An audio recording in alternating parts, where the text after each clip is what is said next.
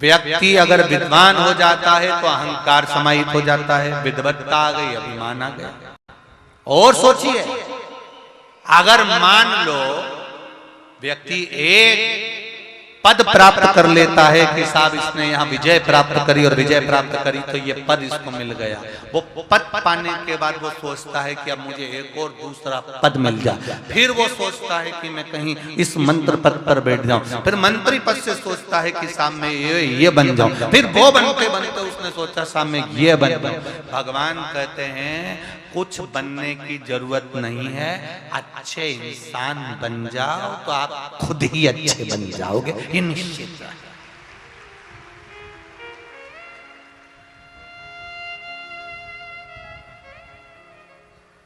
हम पहले भी कथा में कहे, आज फिर कह रहे हैं, आप लोग थोड़ा ध्यान से सुनना, बहुत ध्यान देना इस प्रसंग पर। आप अच्छे इंसान बन जाओ।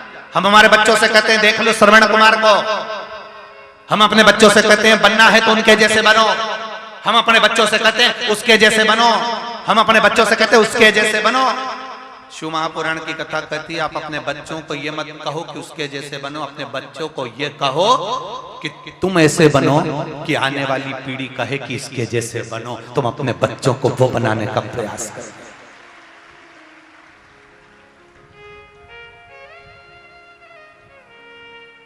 आप अपना कर्म करे जाओ, आप अपने कर्म की ओर अग्रणी होते चले जाओ। जरा विचार करिए, आज से कुछ सालों पहले का चरित्र निकाल कर देखना, जगह जगह रामचरितमानस, भागवत, गीता, स्मरण सब कुछ होता था। शिव तत्व को कौन जानता था? कौन जानता था शिव महापुराण को? शिव पुराण होती है, शिव पुराण की कथा होती है, शिव पुराण का चरित्र होता है, कौन जानता था? पर धीरे धीरे धीरे धीरे शिव महापुराण का जब विस्तार होते चले गया, लोगों के हृदय में शंकर की कथा बैठती चली गई, तो धीरे धीरे वक्ताओं ने भी, अब तो ढेर, तुम जब टीवी खोलोगे तब कोई ना कोई शिव महापुराण की कथा बाचता हुआ मिल जाएगा। शिव पुराण ने अपना विस्तार कर लिया। आप बनो, कई लोग कहते हैं उनके जैसे बनो, उनके जैसे बनो। आप अपने बच्चों को ज्ञान दीजिए कि ऐसा बनो कि तुम्हें देखकर दूसरे घर के माता पिता कहें कि इनके जैसे बनो। अपने बच्चों को ज्ञान उपदेश दो।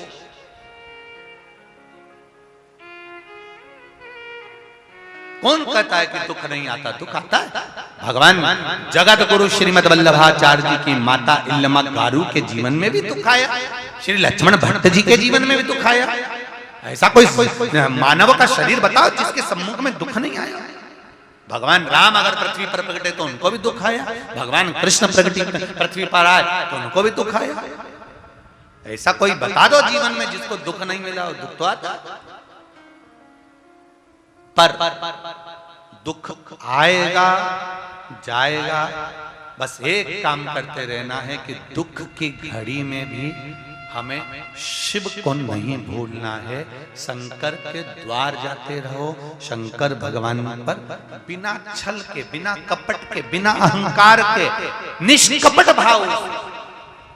हमें एक लोटा जल ये देखकर नहीं चढ़ाना कि दुनिया के लोग हमको देख रहे हैं। हम मंदिर में गए तो पड़ोसन देख रही है, वो हमको देख रही है, हम किस तरह से चढ़ा। नहीं नहीं नहीं, आप तो अड़भंग होकर आपके मन से जैसे आप शिव जी की आराधना करते हो वैसे चढ़ाओ।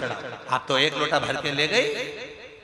कई लोग कहेंगे बताओ, अरे कहीं कंगी मंगी तो करी आती, कहीं कपड़ा वपड़ा अच्छा पहनी आती, तो कह दो भगवान हमारा कपड़ा नहीं देखता, भगवान तो हमारा, अरे बोलो जम के, दिल देखता। शिव जी कपड़े से कभी प्रसन्न नहीं होते, शिव जी तो अपने हृदय से प्रसन्न होते हैं। निर्मल मन सो मोहि। आप निर्मल मन रखिए, भाव शुद्ध रखिए, चित्त शुद्ध रखिए, हृदय शुद्ध रखिए, मिलेगा।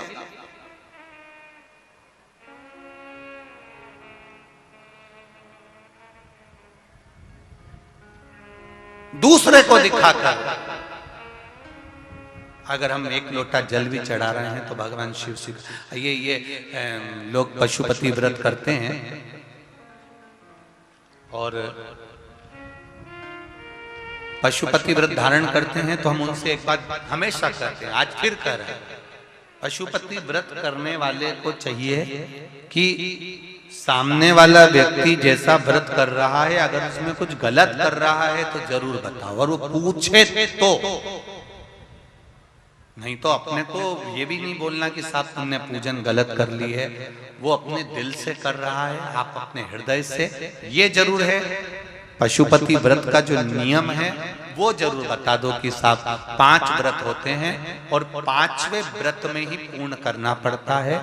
अगर बीच में कहीं रजस्वला धर्म आ जाता है तो उसको छोड़ दिया जाता है, अगला व्रत गिन लिया जाता है।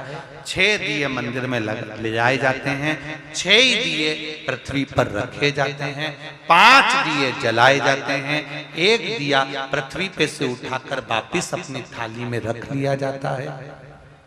प्रसाद के 3 हिस्से जमीन पर रख दिए जाते हैं, दोने में कागज में प्रसाद जिसमें भी तुम लेकर गए हो। 2 हिस्सा मंदिर में छोड़ दिया जाता है, 1 हिस्सा लेकर आ जाते हैं। छठा दिया घर के अंदर प्रवेश करते समय अपना जो सीधा हाथ है, अपना सीधा हाथ उस ओर बैठ जाओ और घर की ओर मुख कर कर उस दिए को दरवाजे पर लगा दिया जाता है। ऐसा वर्णन कर दो। 5वां व्रत जब पूर्ण हो 108 चावल के दाने या बेलपत्र या पुष्प या पंखुड़ी जो तुमसे बन जाए समर्पित कर कर एक श्रीफल 11 रुपए बाबा को चढ़ाकर अपने मन से 5 व्रत पूर्ण आराम से करिए। बाबा उसको सुनता। ये पत्रों में भी वही की वही बात लिखी। एक पत्र है,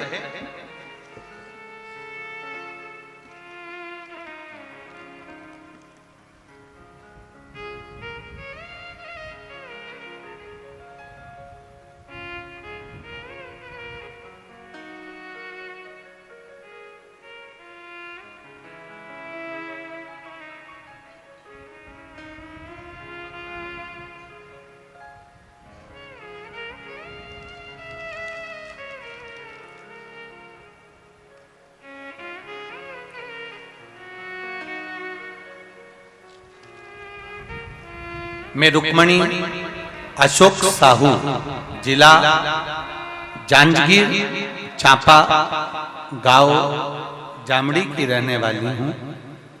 कहीं बैठे हो तो हाथ हिलाइए। कहीं बैठे हो तो अपना दोनों हाथ अवश्य हिलाइएगा। अगर दिखता हो, दिखेंगे क्या? कहीं बैठे, अच्छा उधर है क्या? दोनों हाथ हिला दो एक बार। हाँ ठीक है, दिख गए हो पीछे, बिल्कुल ठीक है। मैं रुक्मणी अशोक साहू, जिला जांजगीर चांपा गांव जमड़ी की रहने वाली हूँ। गुरुजी, मेरे भोले भंडारी की कृपा दया का क्या बखान करूं। जो मैंने मांगा सब दिया बाबा ने। मेरा 3 साल 8 महीने का बेटा है, जिसका फोटो मैंने लगाया है पत्र के अंदर। ये फोटो लगा है, 2 फोटो लगाए हैं, एक उसकी बीमारी का और एक उसका स्वयं। 3 साल 8 महीने का बेटा है। अभी उसके शरीर में बहुत ज्यादा पिजुल पित्त की बीमारी हो गई थी। सारे डॉक्टरों का, पूरे छत्तीसगढ़ का भी और मध्य प्रदेश में जाकर वहां भी और गुजरात में भी इलाज करवाया, पर आराम नहीं लगा। उसके शरीर में खुजली लगातार रहती थी। गुरुदेव सारी दवाई औषधि सब दे चुके थे, हाई लेवल की भी गोली, उसको लास्ट स्टेज तक भी दवाइयां दे दी, पर उसको आराम नहीं लगा। तब एक बार टीवी पर आपकी कथा आ रही थी और उस कथा को श्रवण किया और बाबा की कृपा से आपने जो बेलपत्र और 1 लोटे जल का प्रयोग बताया था वह करना प्रारंभ किया और शिव जी की कृपा से आज मेरा बच्चा एकदम ठीक हो गया है। मैं बाबा को धोख लगाने आई। ये पत्र में फोटो भी भेजा, 2 फोटो लगाए हैं, एक उसके शरीर पर जो रोग हुआ उसका और एक श्री शिवाय। शिव कृपा होती ही ऐसी। अब दिल से कहो उसको, दिल से सुनेगा। शंभु शरण मांगू घड़ी रे दुख काटो, दया करी ने दर्शन। अब दिल से कहो वो दिल से सुनता है। भाव से कहो, भाव से सुनो। एक पत्र और आया है,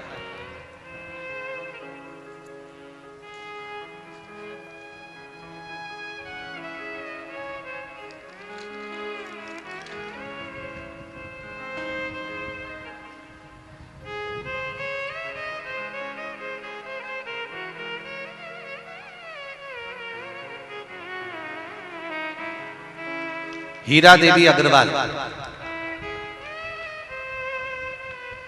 मैं हीरा देवी अग्रवाल 70 वर्षीय पश्चिम बंगाल खड़गपुर से यहां कथा सुनने आई हूं।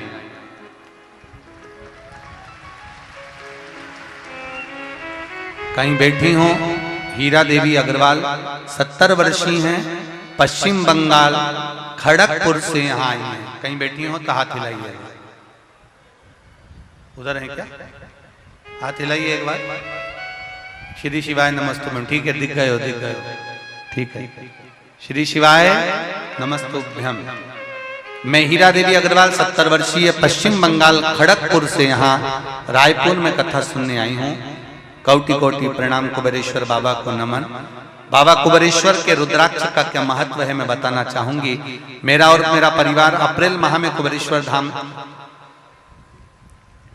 दर्शन के लिए आए थे, परंतु अत्यधिक भीड़ के कारण, गर्मी के कारण दर्शन प्राप्त नहीं हो पाए। तो हम आशा लेकर उज्जैन महाकाल के दर्शन के लिए पहुंच गए, वापिस आए। हमारी ट्रेन का समय भी हो चल रहा था। घुटने में इतना दर्द था, कमर में इतना दर्द था कि घुटना बदलने के लिए डॉक्टर ने आज्ञा करी थी, पर कह दिया था एक रुद्राक्ष की आशा लेकर गए तो इतनी भीड़ में बाबा की कृपा से एक रुद्राक्ष मिला और उस रुद्राक्ष का पानी पीना चालू करा। शिव कृपा से आज मेरे घुटनों का दर्द बंद हो गया और कमर दर्द बंद हो गया। मैं जमीन पर बैठकर शिव महापुराण की कथा सुन रही हूँ। हीरा देवी अग्रवाल 70 वर्षीय पश्चिम बंगाल खड़गपुर से हैं। बहुत बहुत साधुवाद हीरा बहन आपको। श्री शिवाय नमस्तुभ्यम। बैठिए। ये शिव कृपा। आप शिव की आराधना, शिव की भक्ति, शंकर का अनुमोदन, शिव जी का स्मरण निरंतर।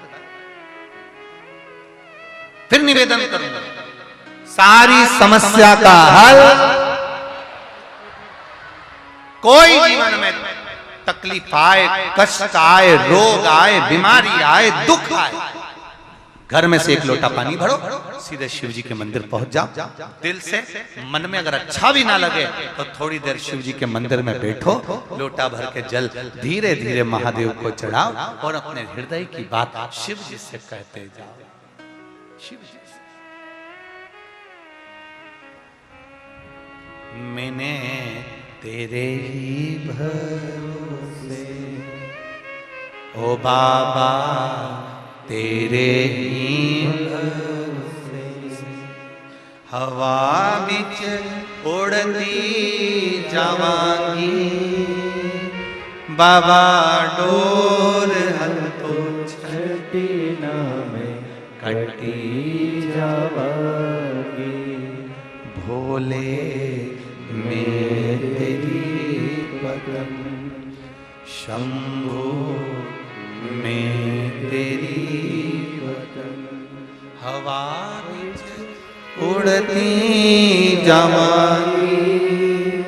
बाबा डोर हथो छठी नामे कटी जावांगी। शिव कृपा है। भगवान शंकर की दात। इल्लमा गारू के माता इल्लमा गारू के गर्भ से बालक ने जन्म लिया। लक्ष्मण भट्ट जी के हाथ में आया।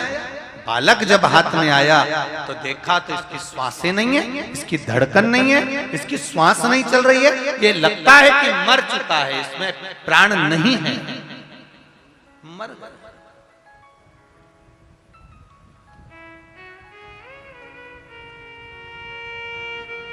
इतना सुंदर कहा है, जरा ध्यान दीजिएगा। शिव महापुराण की कथा कहती है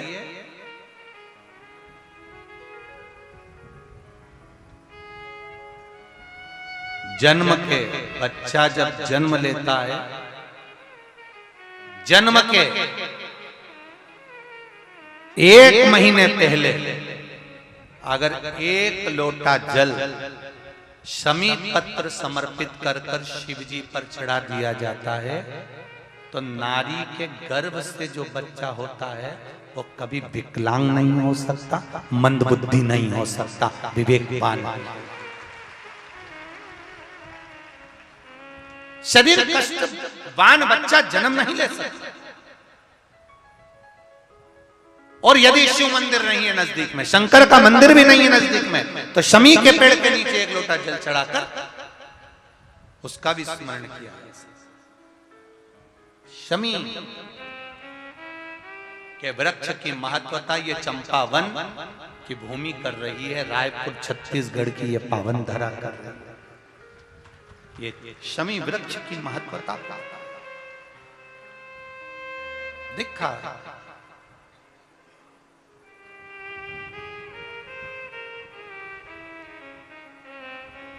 बच्चे में प्राण नहीं है, बच्चे में श्वास नहीं है, बच्चा मर चुका है, 8 मासा बच्चा हुआ है, 8 महीने का हुआ है। लक्ष्मण भट्ट जी ने अपनी पत्नी को कहा, इल्लमागारू ने कहा, स्वामी ये आपका पुत्र है, लीजिए। लक्ष्मण भट्ट जी ने हाथ में लिया। चंपावन की भूमि, लक्ष्मण भट्ट जी के हाथ में जब पुत्र आया, पुत्र को देखा तो इसमें श्वास नहीं, धड़कन नहीं, बहुत उसके शरीर को लक्ष्मण भट्ट जी ने हाथ लगाया, हृदय पर हाथ फेरा, पीठ पर हाथ फेरा, बच्चे को लटका कर देखा, पर उसके अंदर प्राण नहीं है। जानकर लक्ष्मण भट्ट जी इल्लमागारू से क्या कहते, अपनी पत्नी को ये बोलना बड़ा कठिन है कि ये पुत्र मर चुका है।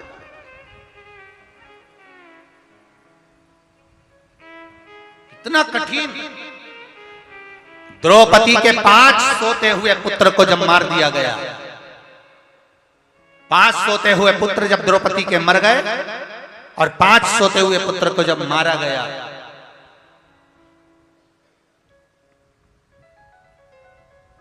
तब द्रौपदी की दशा क्या थी? चीख पड़ी थी द्रौपदी, रो पड़ी थी द्रौपदी, द्रौपदी ने आवाज लगा दी थी, स्वामी स्वामी स्वामी करते करते चिल्लाती हुई गई पांडवों के पास में, मेरे पति मेरे पुत्र का दशा देखी। पूछा क्या हो गया? अश्वत्थामा सोते पुत्रों का वध। आंखों में जल जाता था। एक माँ के सामने उसके पुत्र की अगर गति होती है तो माँ का हृदय कचोट जाता है।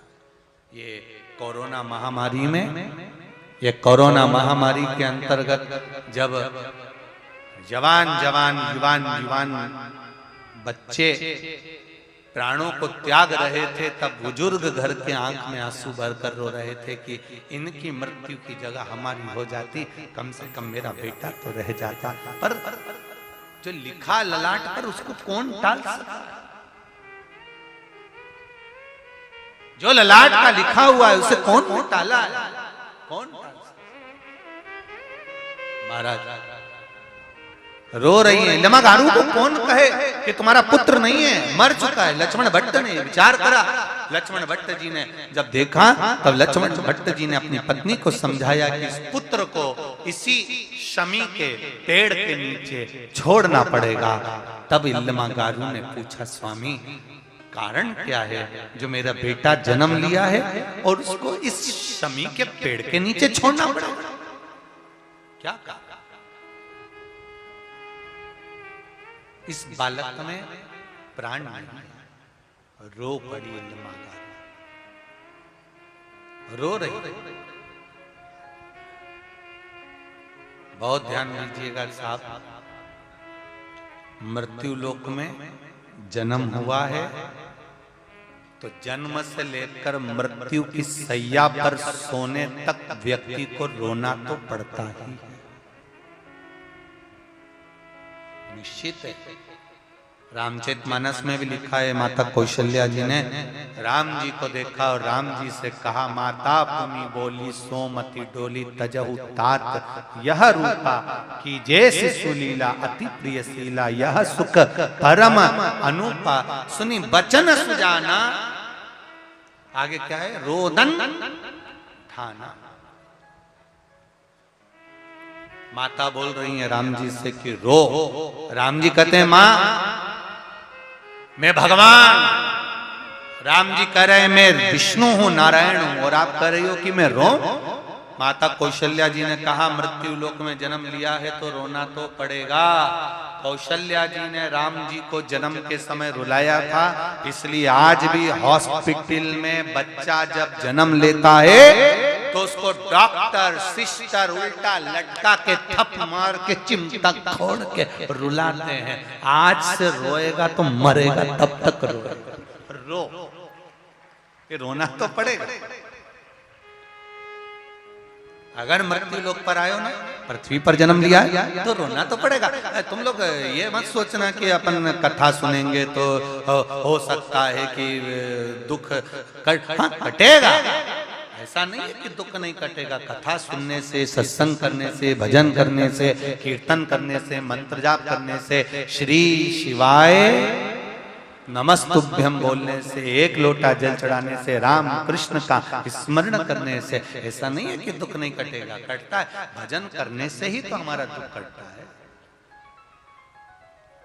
कटेगा।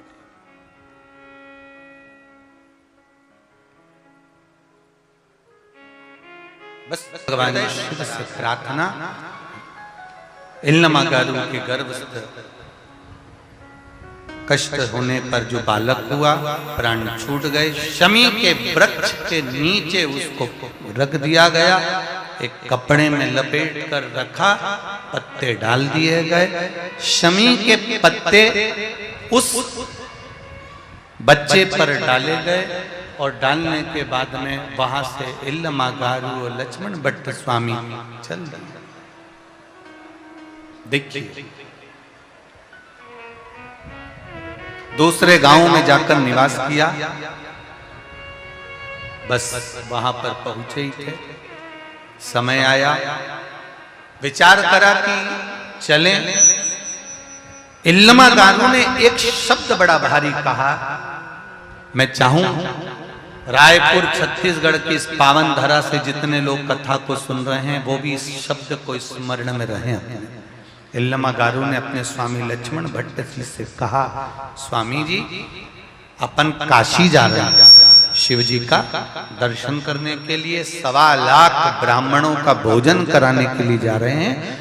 इल्लमागारू ने कहा कि मैंने सुना है कि काशी जाने वाला या शिव जी के द्वार जाने वाला या शंकर का भजन करने वाला, शिव नाम लेने वाला तो कभी दुखी नहीं होता। उसको तो दुख होना ही नहीं चाहिए।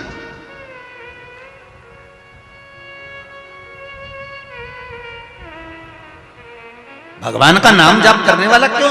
ये पत्र में आया है। देखिए, एक पत्र लिखा किसी ने, उस पत्र में लिखा है,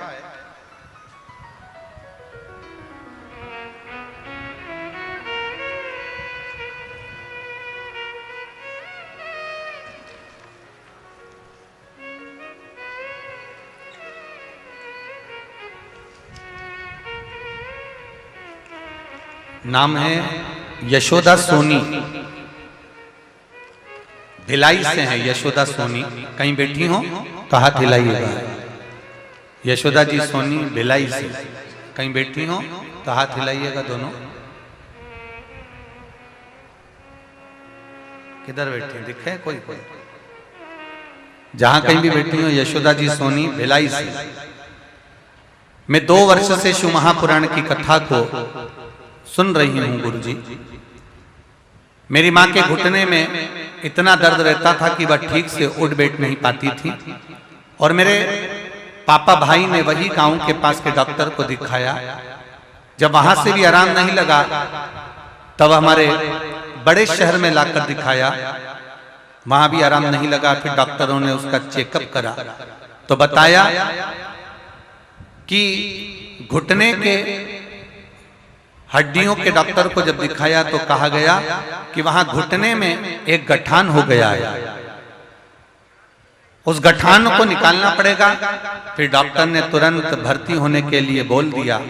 फिर मेरे पापा ने उनको वापस घर ला लिए और फिर मेरी माँ ने सारी बातें मुझे बताई। फिर आपने जो पीपल के पत्ते और बेलपत्र का उपाय बताया था वो हमने करना प्रारंभ करा।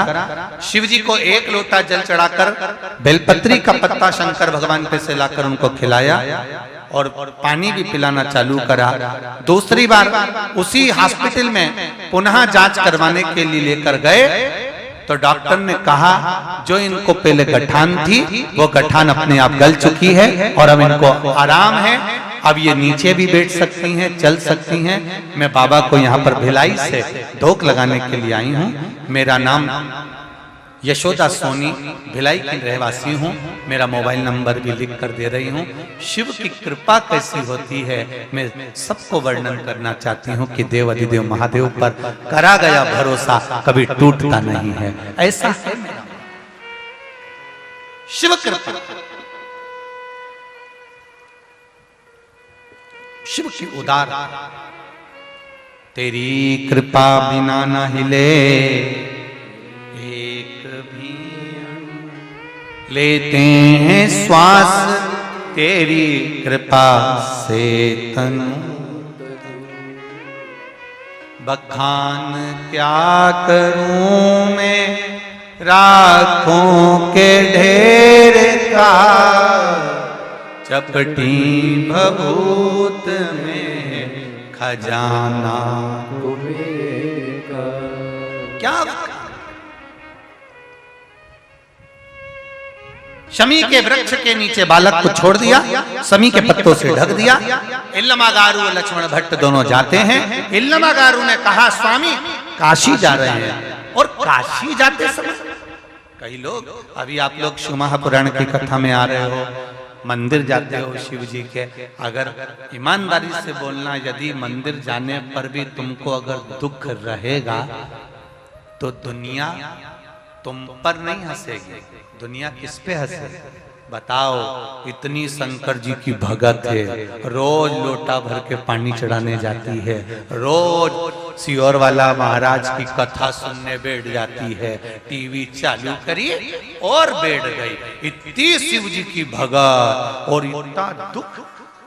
महाराज हमारा कुछ ना बिगड़ेगा, तुम्हारी शान जाएगी, पकड़ लो हाथ त्रिपुरारी, नहीं तो डूब जाएगी। महाराज इतना दुख है। और अगर जल चढ़ाने पर भी, पूजन करने पर भी, आराधना करने पर भी, भक्ति करने पर भी, स्मरण करने पर भी अगर तुम्हारा काम नहीं हुआ तो दुनिया, शिव जी भोलेनाथ जी, दुनिया आपसे कहेगी कि मैं शंकर का भजन करती हूँ, शंकर का गुणगान करती हूँ, शंकर का स्मरण करती हूँ।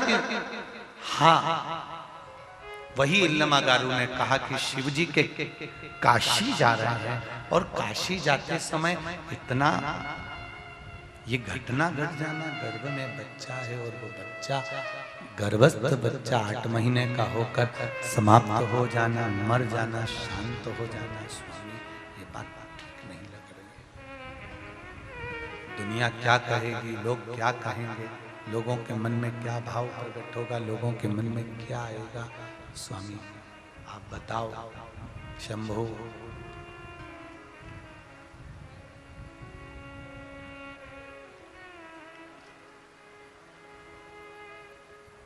लोगों के मन में क्या भाव प्रकट होगा, लोग क्या कहेंगे। तब लक्ष्मण भट्ट जी ने कहा तुम्हारा पुत्र मर चुका है, जन्म मरण परण 3 शिव जी के हाथ में।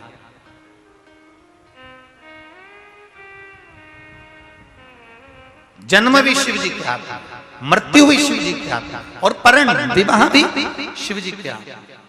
तुम्हारा बेटा मर चुका है, अब तुम्हें इसका स्मरण नहीं करना, क्यों दुख कर रही? इल्लमागारू ने एक शब्द कह दिया, स्वामी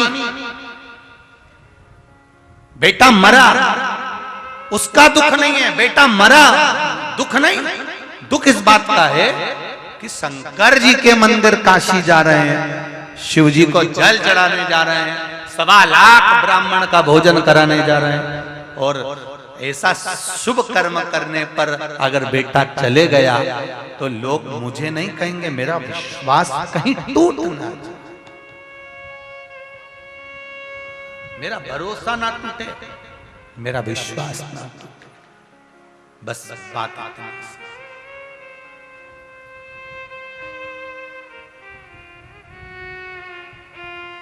मत चिंता करो। इल्लमागारू ने आंख बंद कर कर जिस गांव में रात्रि में विश्राम करा, बच्चे को छोड़कर, इल्लमागारू ने कहा, मैंने विश्वनाथ सुना है तू सबकी गोद भरता है, और ये सत्य है। 28 साल तक जिसको बच्चे नहीं हुए, मेरे शंकर ने उसकी भी गोद में दे दिए हैं। ये शिव है, ये शिव है। और आपसे भी कहेंगे, जितने भी भक्त शंकर भगवान के इस पावन रायपुर की धरा पर बैठकर शिव महापुराण की कथा सुन रहे हो, पंडाल के अंदर, पंडाल के बाहर, जहां बैठकर, जमीन पर, भूमि पर, जहां बैठकर शिव महापुराण की कथा सुन रहे हो, मेरा देव अधिदेव महादेव आपको क्या देगा ये तो 3 महीने बाद मालूम पड़ेगा, वो जाने, और उसका काम वो क्या देता है ये वो जान सकते। बसंत जी अग्रवाल जी ने अगर कथा रखी है यहां, माता पिता की प्रेरणा से, श्री हनुमंत लाल जी की प्रेरणा से अगर ये कथा हो रही है, तो मैं तो कहूंगा कहीं ना कहीं शिव जो देने वाला है, शंकर जो करने वाला है, वो शिव ही जान सकता है। हम तो इस व्यासपीठ से केवल इतना जानते हैं कि जहां कथा कर कर जाएं, उसके बाद में वहां, यहां आपसे भी कहेंगे, आप जिस आस और विश्वास के साथ कथा सुन रहे हो, जितने लोग आस्था चैनल पर, जितने लोग फेसबुक यूट्यूब पर सुन रहे हैं, उनसे भी कहेंगे दिल रखकर सुन। बाबा को दिमाग की जरूरत नहीं, दिल की जरूरत है। बाबा कहते हैं दिल से मुझे भज ले, छल से 1 लोटा पानी मत चढ़ाना।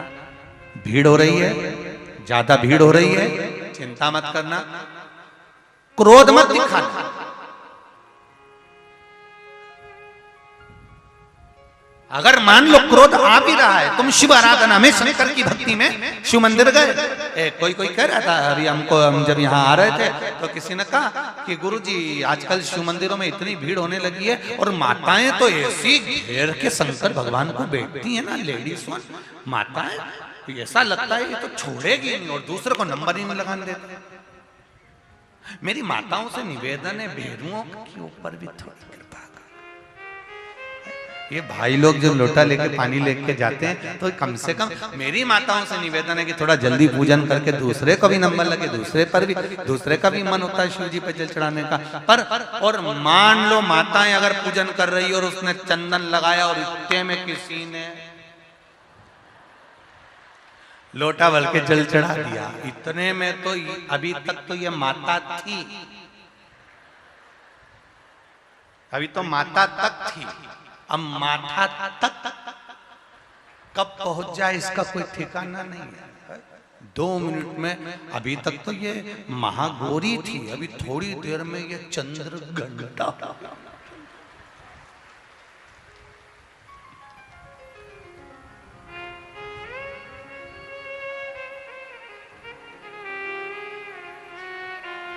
फिर तो पीछे खड़े लोग भी चिल्लाएंगे जम के, बोल बमलेश्वरी माता। तो पीछे से भी आवाज लगाए, पीछे से भी आवाज आने लगे। अब लोग क्या कहें महाराज, क्या कहें?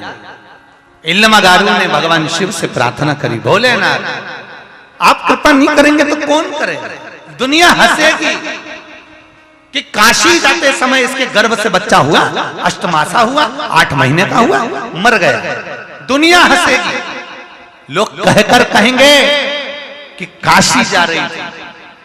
मैं बच्चे को त्याग कर अपने पति के साथ परिवार के पास में चली भी जाऊंगी तो भी परिवार वाले टांट कसने में, ताना देने में, अपशब्द कहने में पीछे नहीं हटेंगे।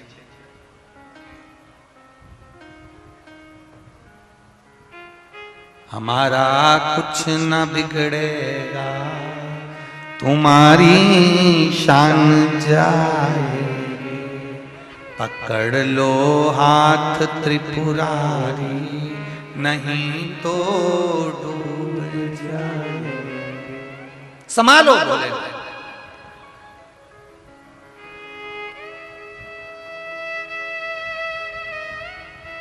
शब्द पहुंचा देवऋषि नारद तक। ध्यान दीजिएगा थोड़ा सा, ये कथा बहुत पुरानी नहीं है, इसी कलिकाल की कथा है, इसी कलिकाल की। ये कथा पुरानी नहीं है। आप जरा ध्यान दीजिएगा। शब्द पहुंचा देवऋषि नारद के पास। एक चींटी भी पुकारती है तो भगवान के पास शब्द जाता है। एक छोटा सा माथे में रहने वाला जू भी पुकारता है तो शिव के पास शब्द जाता है, भगवान के पास। देवऋषि नारद के पास शब्द गया। देवऋषि नारद दौड़ते दौड़ते उसी समय पर देवाधिदेव महादेव के पास पहुंच गए। महादेव तो नेत्र बंद करके बैठे थे, पार्वती मैया पास में बैठी हुई थी। माता पार्वती जी शिव मंदिर में इसलिए रहती हैं क्योंकि शंकर भगवान तो नेत्र बंद करके बैठे रहते हैं, तो जो भी आए कम से कम शंकर भगवान किसी को नहीं देखे तो पार्वती जी तो देख ले।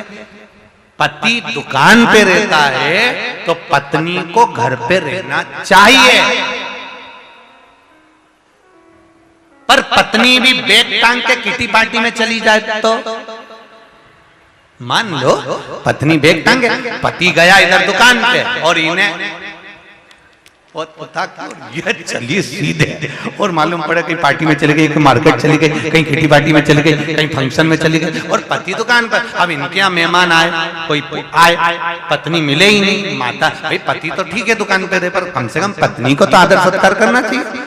तो शिव जी के मंदिर में पार्वती जी का काम क्या है? पार्वती जी हाथ जोड़ के बैठी रहती हैं शंकर जी के मंदिर में, बिल्कुल ऐसे कैसे, बस सिर पे पल्लू डला होता है और पार्वती मैया हाथ जोड़ के बैठी रहती हैं और ये देखती रहती हैं कौन कौन आया। पार्वती जी के नेत्र बंद नहीं रहते शिव जी के मंदिर में, पार्वती जी के नेत्र खुले होते हैं। शंकर जी के नेत्र भले बंद रहे, शंकर जी भले आराम से बैठे रहे, पर पार्वती मैया सबको देखती रहती है कौन आया। घर में जो माता होती है ना, बुजुर्ग बुजुर्ग, वो यही देखती रहती है कमला कहाँ जा रही है, बिमला बाई के छोरे के यहाँ क्या हुआ। वो दरवाजे पे बैठ के पूरा पूरा गणित लेती रहती है कि कौन गया, कौन आया, कौन क्या करे, कौन क्या नहीं करे। वो देख रही। अब कल की बात, कल हम आए शाम को, इतनी भीड़ पूरी रोड पे, ना जाने कहां से आ गए तुम इतने सारे भगवान, इतनी भीड़, इतनी भीड़। अब सब वहां छत पे खड़े और छत पे भी वो गैलरी और गैलरी में भी वो सीढ़ियां और सीढ़ियों पे भी चढ़े। अब हम तो भले गाड़ी में इशारा भी कर रहे, अब इशारा भी कर रहे कि खसक जाओ, खसक जाओ। अब ये समझी कि और आ गया। अब हम कह रहे ऐसे और ये चली तो, और वो ना जाने कौन थी भगवान, तो वो चली तो उन्हें यूं पांव धरा और गैलरी पे बैठ गई। ले भगवान, हमने भी सोचा सब ले बढ़िया छत्तीसगढ़, फिर हमने एक बार भी ऐसा नहीं किया कि ऐसे खस गया। हमने कहा हो सकता है कि थोड़ा वो समझ रही हो कि और अब मालूम पड़े थोड़ी बहुत पड़ी तो और कूदी गई। तो अब वहां से थोड़ी दूरी निकले थे, इतनी देर में एक जगह स्टेज लगा था और स्टेज पे से एक दादा चढ़े तो वो गाड़ी के बोनट पे चल गया।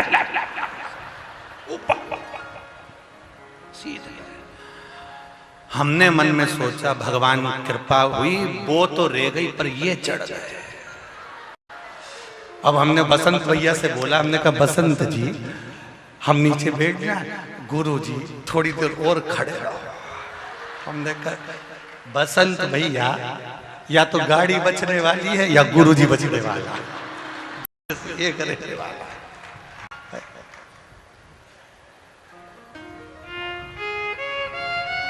लोग फूल भी मार रहे थे तो ऐसे मार रहे थे जैसे पूरा बदला आज ही लेंगे।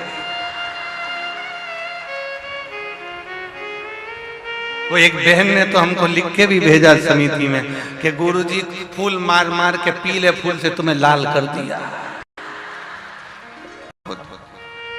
छत्तीसगढ़ है। शिव कृपा। पार्वती मैया नेत्र खोलकर बैठी। तो शिव जी का पार्वती जी से देवऋषि नारद ने कहा, माँ, पार्वती जी ने पूछा क्या हुआ? माँ आपसे कुछ कहना। शिव जी ने पूछा, पार्वती जी पूछी देवऋषि नारद हुआ क्या ये तो बताओ। बस माँ आपसे कुछ बात करना। क्या कहना चाहते? कहना क्या चाहते? देवऋषि नारद ने फिर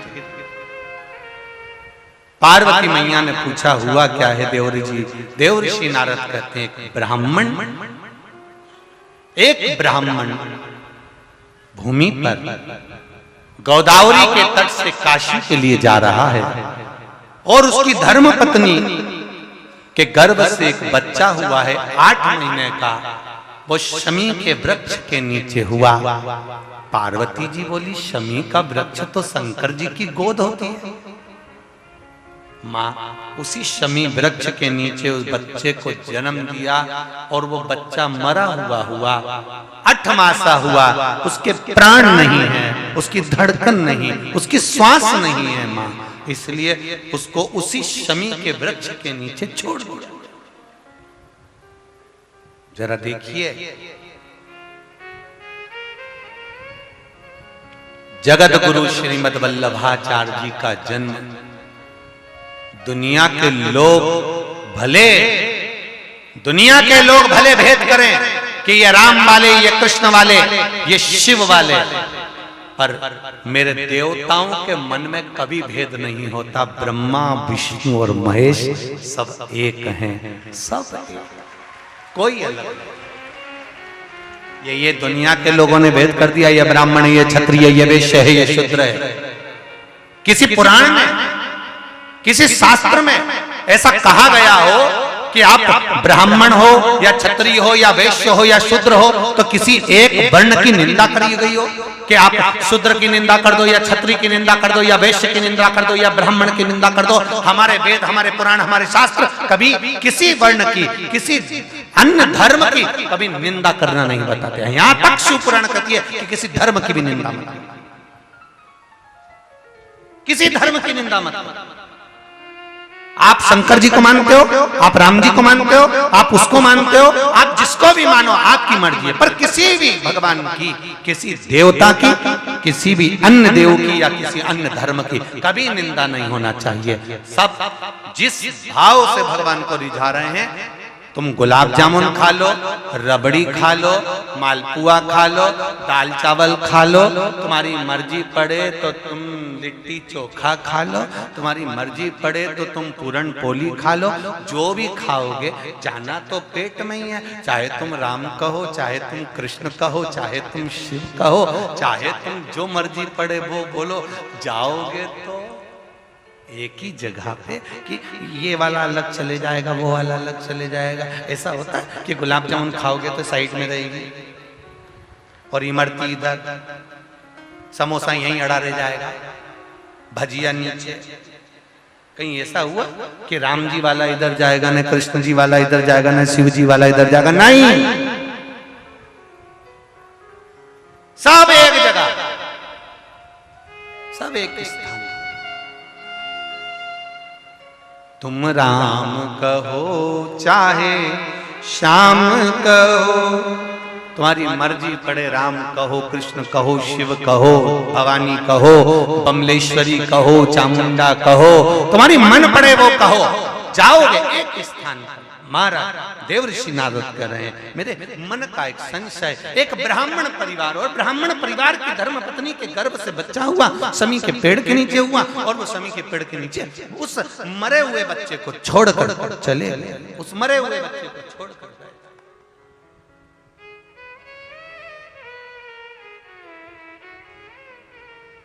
देखिए जरा, पार्वती जी ने पूछा वो ब्राह्मण है? हाँ, ब्राह्मण कर्म से वंचित तो नहीं है? नहीं, शिव आराधना में लगा हुआ, भगवान की भक्ति। और यही शिव महापुराण की कथा कर रही है।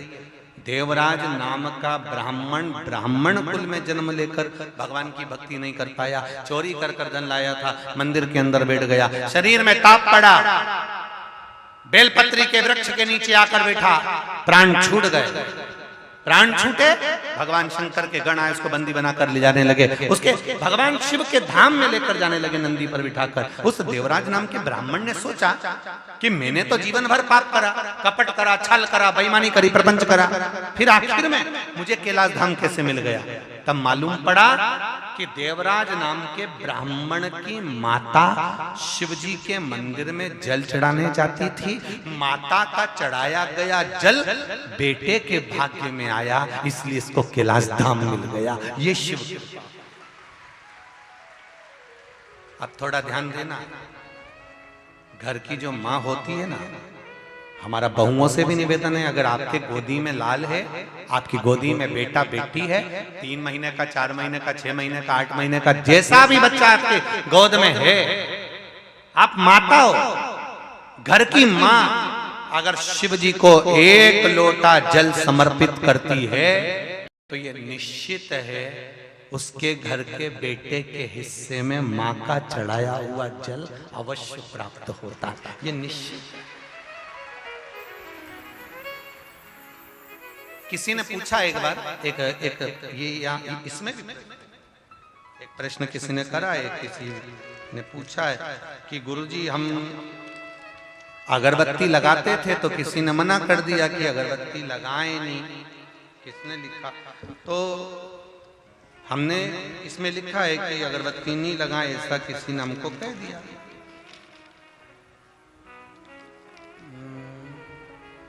इन्होंने लिखा है, अपने मेरा नाम मत बोलना गुरुजी प्लीज। हौरी जी हो, नहीं बोलो, पर पत्र तो तुम्हारा ही है। मोबाइल नंबर बोल दो क्या? अब पत्र में बोला नाम नहीं लिखना, पर मोबाइल नंबर 2 लिखे हैं, बोलो तो बोल। चलो जाने दो। तो इन्होंने कहा है कि गुरुजी किसी ने कहा है कि हम अगरबत्ती लगाते थे तो अगरबत्ती में बांस होता है तो मत लगा।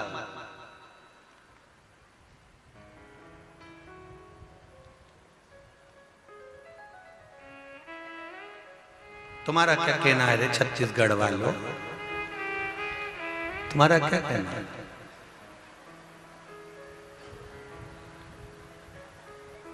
कल से कोई तुमसे कह देगा सब्जी में तेल होता है,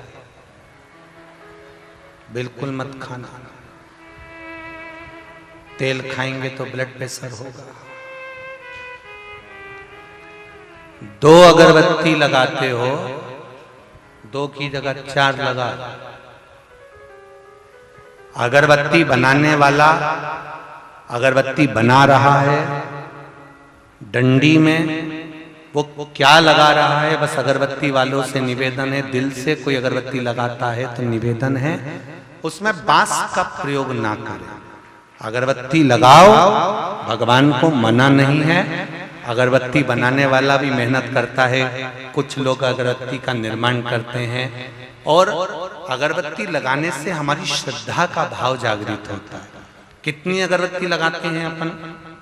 अपने यहाँ कभी 1 अगरबत्ती लगाने का नहीं बोला, अपने हमेशा लगाते हैं या तो 2 या 4। 2 अगरबत्ती इसलिए लगाते हैं कि 1 अगरबत्ती तो मेरी तरफ से परमात्मा को रिझाने के लिए, दूसरी अगरबत्ती मेरे परिवार को भगवान की कृपा बनी रहे उसके लिए। 4 अगरबत्ती इसलिए लगाते हैं।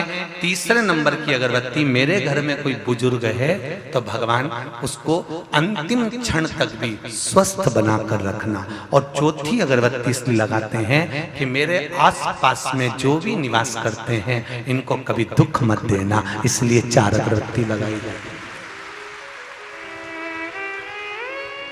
हमारे यहाँ एक अगरबत्ती भी नहीं लगाई जाती कि केवल मेरे लिए लगाई हो। हमारे यहाँ सनातन धर्म भारत की भूमि कहती है, सनातन धर्म कहता है सर्वे भवन्तु सुखिनः, इसलिए एक अगरबत्ती नहीं 2 लगाई जाती है कि मेरे लिए नहीं, मैं पूरे परिवार के लिए मांग रही हूं। भगवान, जब हमारे यहाँ कोई खुशी का काम होता है तो दिया भी 2 बत्ती का लगाया जाता है। आज हमारे यहाँ खुशी का पल है तो क्यों ना देवराज राम के ब्राह्मण को जो जल का भाग मिला उसकी माता से मिला। एक बिंदुक नाम का ब्राह्मण, लगाओ अगरबत्ती, भगवान को मना नहीं अगरबत्ती का। धीरे धीरे लोग सब बंद करवाते जाएंगे, लोग कहेंगे दिया मत जलाओ, लोग कहेंगे अगरबत्ती मत लगाओ, और धीरे धीरे लोग तुम्हें सनातन धर्म से हटाकर अगरबत्ती की जगह मोमबत्ती के पास ले जाकर छोड़ देंगे। इसलिए अगरबत्ती लगाते रहो। फड़िकेश्वर महादेव, दूसरे नंबर पर हैं चंपेश्वर महादेव, तीसरे नंबर पर हैं ब्रह्मेश्वर महादेव, चौथे नंबर पर हैं कोपेश्वर महादेव, और 5वें नंबर पर हैं परेश्वर महादेव, पटेश्वर महादेव। ऐसे छत्तीसगढ़ की जो पंचकोशी है, छत्तीसगढ़ में राजिम की जो पंचकोशी है, महानदी की जो पंचकोशी है, उस पंचकोशी में 5 महादेव विराजमान।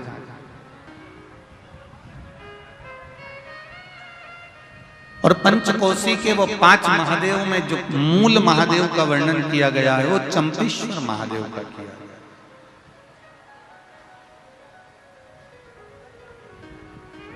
क्योंकि चंपेश्वर महादेव को किसी ने यहां पर स्थापित नहीं करा, चंपेश्वर महादेव को यहां पर किसी ने लाकर बिठाया नहीं है। जैसे 12 ज्योतिर्लिंग में भगवान शिव स्वयं प्रकट हुए हैं, उसी तरह से छत्तीसगढ़ के चंपेश्वर महादेव चंपारण में स्वयं प्रकट हुए हैं। ये कोई साधारण नहीं है।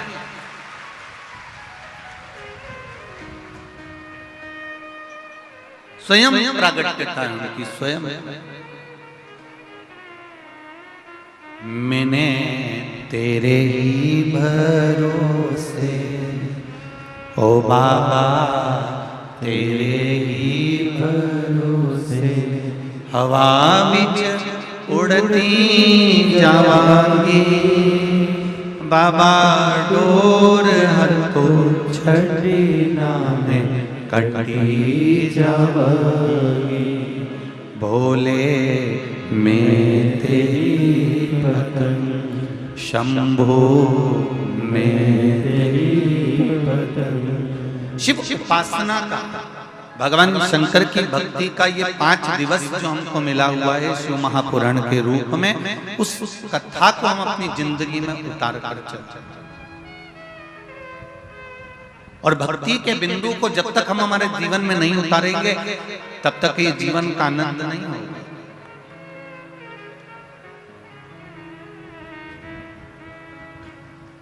हर समस्या का हल, जरा जम के बोलो, एक लोटा जल। पर एक बात का स्मरण जरूर रहे, छल से चढ़ाया गया जल भी भगवान स्वीकार नहीं करते, भगवान उसको स्वीकार नहीं करते। सारी समस्या का हल एक लोटा जल है, पर छल से चढ़ाया गया जल भी मेरा शिव स्वीकार नहीं करता।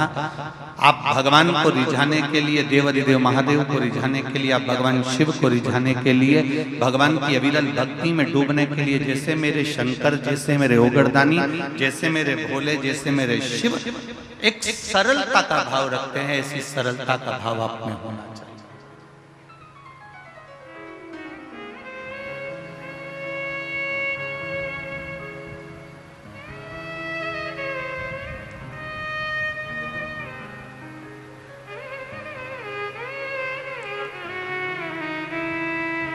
भगवान की अविरल भक्ति का क्या भाव होना चाहिए, भगवान की अविरल भक्ति का क्या तत्व होना चाहिए, ये शिव भक्ति से हमको मालूम होना चाहिए। देखो जमीन रोड पर अगर किसी का घर होता है ना तो उसकी बहुत कीमत होती है, और गली कूचे में होता है तो उसकी कोई कीमत नहीं होती। बोलो रे रायपुर वालों, सही है ना जी जी? रोड पर अगर किसी का घर होगा तो उसकी कीमत होगी, रोड पर अगर किसी की जमीन होगी, खेत होगा, प्लाट होगा तो उसकी कीमत होगी। पर शिव पुराण कहती है इंसान अगर रोड पर होगा तो उसकी कोई कीमत नहीं होगी, ये निश्चित। जमीन की कीमत रोड के किनारे हो सकती है, प्लाट की कीमत रोड के किनारे हो सकती है, मकान की कीमत रोड के किनारे हो सकती है, पर मनुष्य की कीमत रोड पर नहीं होती। शिव महापुराण की कथा कहती है एक मक्खी सब्जी पर बैठी और तुल गई तो 2 रुपए किलो के भाव में सब्जी की कोई कीमत नहीं होगी, उस मक्खी की कोई कीमत नहीं होगी। कबाड़े के ऊपर बैठकर तुल गई तो उस मक्खी की कोई कीमत नहीं होगी। पर वही मक्खी अगर सोने के ऊपर रखा जाए और सुनार सोना तोल रहा हो और मक्खी उस पर बैठ जाए तो वो मक्खी भी 5,000 रुपए की हो जाएगी, ये निश्चित है, उसकी कीमत बढ़ जाएगी। मक्खी अगर तुलते समय सब्जी पर बैठी है तो उसकी कोई कीमत नहीं है, मक्खी तुलते समय अगर किराने के सामान पर बैठी है तो उसकी कोई कीमत नहीं है, मक्खी तुलते हुए कबाड़े के सामान पर बैठी है तो उसकी कोई कीमत नहीं है। और वही मक्खी अगर सोने पर सोना तुल रहा है और उस पर अगर मक्खी बैठ गई है तो वो मक्खी की कीमत भी अपने आप बढ़ जाएगी। उसी तरह आप किस जगह पर बैठ रहे हो, किस चौराहे पर बैठ रहे हो, किस पान की दुकान पर जाकर बैठ रहे हो, किस गुमठी पर जाकर बैठ रहे हो, किस पेड़ के नीचे जाकर बैठ रहे हो, किस रोड पर जाकर बैठ रहे हो, उसकी कीमत नहीं है। शिव महापुराण की कथा कहती है जब हम भगवान की शरणागति में, सत्संग में या शिव महापुराण में जाकर बैठते हैं तो ये शरीर की भी कीमत बढ़ जाती है और आत्मा की भी कीमत बढ़ जाती है। इसकी कीमत बड़ी है, ये शरीर की कीमत भी बड़ी और आत्मा की कीमत भी बड़ी। हम जब भजन करने बैठे, हम जब स्मरण करने बैठे, आप उठाकर देखिए इतने शास्त्रों को, इतने प्रमाणों को हमारे उठाकर देखिएगा। रामकृष्ण परमहंस जी को देखिए, चैतन्य महाप्रभु जी को देखिए, श्री महावीर स्वामी जी को देखिए, गौतम बुद्ध जी को देखिए, नामदेव जी, तुकाराम जी, मीराबाई, कर्माबाई, मुक्ताबाई, नरसिंह मेहता, प्रहलाद, इनका यदि स्मरण करेंगे तो इन्होंने अपने शरीर की कीमत को बढ़ा लिया भगवान का भजन, इन्होंने शरीर की कीमत को बढ़ा लिया भगवत स्मरण, इन्होंने शरीर की कीमत को बढ़ा लिया भगवत नाम का जप कर। अब करो। शंभु शरणे पड़ी मांगू घड़ी रे घड़ी, दुख काटो दया करी ने दर्शन आपो। इस शरीर की कीमत को हम जाने, कितना मूल्यवान ये शरीर दिया है, और उसके बाद भी हम अगर रोएं, उसके बाद भी हमारे नैनों में जल भर जाए कि मैं तो बहुत गरीब हूं, या मेरा शरीर बेकार है, या भगवान ने मुझे जबरदस्ती पैदा कर दिया, भगवान ने यूं ही मुझे जन्म दे दिया। एक बात बहुत अच्छे से याद रखना, पहले भी कथा में कही, आज फिर कहते हैं, यहाँ जितनी मेरी बहनें बैठी हुई हैं, जितनी माताएं बैठी हुई हैं, जितने भाई लोग बैठे हुए हैं और जितने भी बांधव लोग यहाँ बैठे हुए हैं, आप सोने वाले कमरे में या अपने कक्ष के अंदर कोई भी अटाला चीज नहीं रखते। तुम अपनी अलमारी में हमेशा अच्छी चीज ही रखते हो, कीमती चीज ही रखते हो। जब तुम अपने कमरे में, तुम अपनी अलमारी में, तुम अपने कक्ष में, तुम अपने मकान में कोई भी अटाला सामान नहीं रखते तो जरा विचार करिए, ये पृथ्वी पूरी की पूरी मेरे महादेव का घर है। जब आप अटाला सामान नहीं रखते तो मेरा महादेव किसी फालतू को इस पृथ्वी पर क्यों रखेगा? जरा विचार करो। अगर भगवान ने जन्म दिया है, मृत्यु लोक में आए हो, पृथ्वी पर जन्म हुआ है, तो तुम्हें कीमत वाला बनाकर मेरे परमात्मा ने भेजा। ऐसा कोई मनुष्य, ऐसा कोई मानव, ऐसा कोई पृथ्वी पर मनुष्य जन्म नहीं लेता जिसको भगवान कीमत वाला बनाकर नहीं पैदा करता। बस आपको निखरने की जरूरत है। दुनिया की ठोकरें खाकर अपना कर्म करते करते और कर्म को प्रधान मानकर जो आगे बढ़ता चले जाता है, मेहनत करता चले जाता है, वो एक दिन आगे बढ़कर उन्नति की सीढ़ी पर चढ़ ही जाता है। पहले कर्म को प्रधान मानना।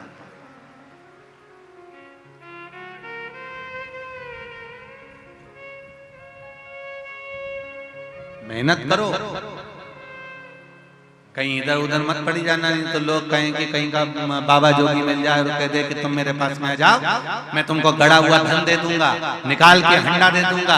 ऐसे के चक्कर में मत पड़ना, अंधविश्वास की ओर मत जाना। शिव महापुराण की कथा कहती है न हमें अंधविश्वास की ओर जाना है, न किसी ऐसे चक्कर में पड़ना है कि हमें गड़ा हुआ धन मिल जाएगा। आपको धन मिले, भोलेनाथ जी से कहना भोलेनाथ मुझे किसी का धन नहीं चाहिए, शंकर जी से कहना बस इतनी कृपा करना कि मेरे भाग्य में जो लिखा हुआ है वो धन मुझे दे दे, बस इतनी कृपा कर दे, मुझे दूसरे भाग्य का नहीं चाहिए।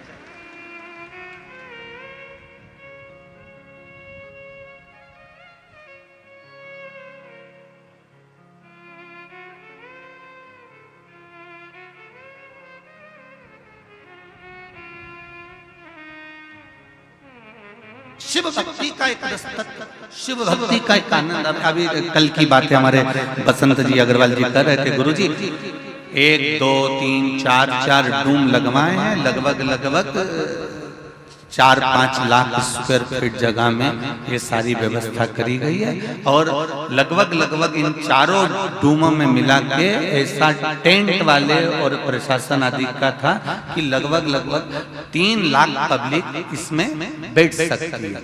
तो शिव महापुराण की कथा में गुरुजी पहले दिन हो सकता है कि अपना एक डूम ये वाला भरा जाएगा, ये वाला भरा जाएगा। तो हमने बसंत जी से बोला चिंता मत करो, ये रायपुर है और चंपेश्वर महादेव है, पहले दिन ही बाउंड्री के पार गेंद है। ये शिव है, ये कोई सहज नहीं है मेरा भोलेनाथ, मेरा त्रिकालदर्शी, मेरा कैलाश। उसकी करुणा बड़ी। और फिर निवेदन करूंगा जितनी भी माताएं, जितने भी भाई बहन, जितने भी बांधव इस पूर्ण आनंदमय शिव महापुराण की कथा को 5 दिन श्रवण करने पधारे, उनसे एक ही निवेदन है, इस कथा को केवल यहाँ से सुना, यहाँ से निकाल दिया, बच्चा कुचा था कपड़े में से झटकार दिया, घर पहुंचे और लोगों ने पूछा कि कथा में गई थी तो क्या लेके आई, तो कह दे कि मैंने सुनी तो बहुत सारी थी पर याद बिल्कुल नहीं थी। तो निवेदन है ऐसी कथा मत सुनना कि यहाँ से सुनी, यहाँ से निकल गई, बच्ची कुची झटकार दी। कथा ऐसी सुनकर जाना कि एक साइड से पल्लू रख लेना, एक साइड से अंदर तो जाए पर इधर से निकले निकलना नहीं चाहिए, पूरी अंदर बैठती चली जाए, भरती चली जाए। ये 2 प्याले भगवान ने दिए हैं इनको पीने के लिए, इसको तत्व को ग्रहण करिए, जीवन का आनंद, ये सुख। जितने बसंत जी अग्रवाल किस्मत वाले हैं ना, और उनको ये शिव पुराण मिली है, उससे दोगुने किस्मत वाले तुम सब हो रहे जितने बैठे हो कथा है। कहीं पुण्य की, हमारे यहाँ छोटा बच्चा जब गुल्लक भरता फोड़ता है तो गिफ्ट लेकर आता है, ये पुण्य की गुल्लक जब फूटी है ना, तब जाकर रायपुर की इस गुड़ियारी हनुमान जी के मंदिर के प्रांगण में शिव महापुराण की कथा हुई। जब पुण्य की गुल्लक फूटी है कुछ अच्छा मिला है, शिव कृपा से। महाराज शिव कथा कह रही है, भगवान शंकर का चरित्र कर रहा है, भगवान शिव की पावन कथा कर रही है कि शिव महापुराण वर्णन करती है कि जिस कथा को हम श्रवण करने के लिए बैठे हैं, शिव महापुराण कोई छोटा मोटा प्रसंग नहीं है। 24,000 श्लोक 12 खंड में वेदव्यास जी महाराज ने इसको बांट दिया है। और 12 खंड में बांटने के बाद वेदव्यास जी कहते हैं इन 24,000 श्लोक में से एक श्लोक, एक शब्द, एक अक्षर भी हमारी जिंदगी में अगर हमने उतार लिया तो जीवन की सार्थकता। एक बहुत उत्तम।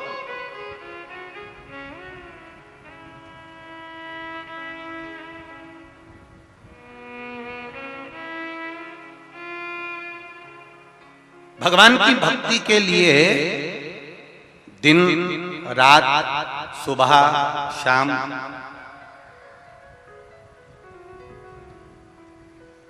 कौन सी अवस्था, कौन सा समय, कौन सी घड़ी, कौन सा पल हम भगवान का भजन करें कि भगवान हमारा हो जाए।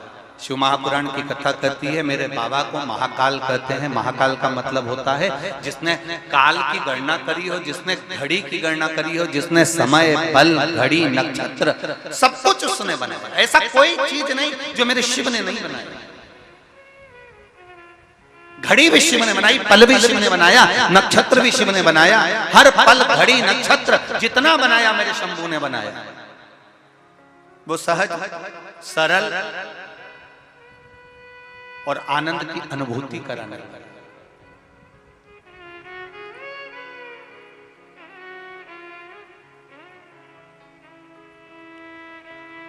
वो निश्चितता सुख देने वाला, इसीलिए हम लोग उसको बारंबार आनंद के साथ में उसको पुकारा करते हैं। महाराज भगवान शिव का स्मरण हम बारंबार किया करते हैं, बारंबार।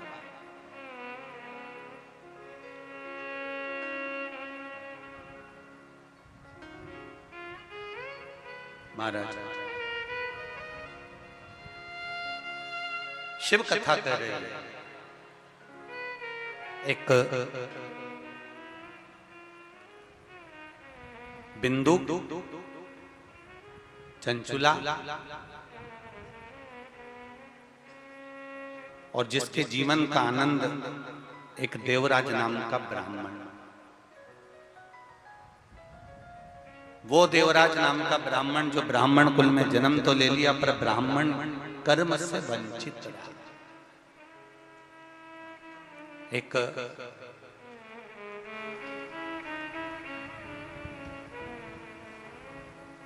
ब्राह्मण के कुल में अगर जन्म मिला है तो आप भगवत स्मरण अवश्य करिए और गलत कर्म से बचने का प्रयास करिए।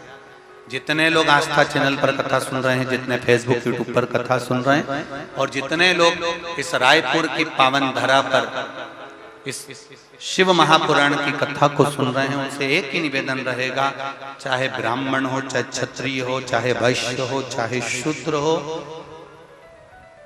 आप जिस वर्ण के अंतर्गत,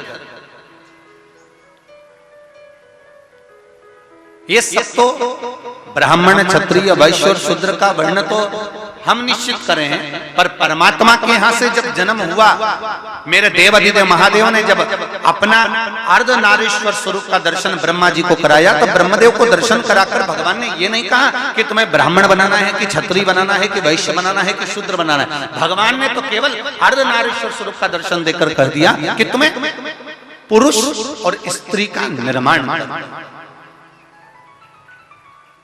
पुरुष और स्त्री का निर्माण।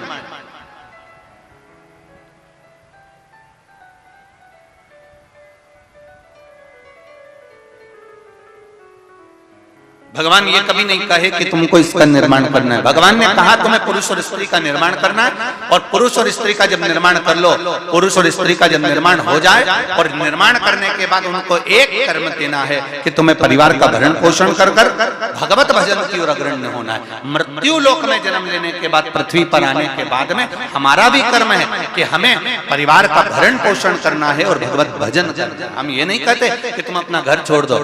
हमने कभी अपनी इस व्यासपीठ से नहीं कहा कि तुम गंगा जी के घाट पर जाकर बैठ जाओ। बोलो जी जी, कभी बोला कि गंगा के घाट जाकर बैठ जाओ, कभी कहा कि नर्मदा जी के घाट पर जाकर बैठ जाओ, कभी कहा कि किसी तीर्थ में जाकर बैठ जाओ, फिर वापिस मत आओ। शिव महापुराण की कथा कहती है किसी तीर्थ में जाने की जरूरत नहीं, तुम्हें कहीं एक जगह पर कहीं संत साधु सन्यासी तपस्वी साधक उपासक महात्मा जोगी बनने की जरूरत नहीं है।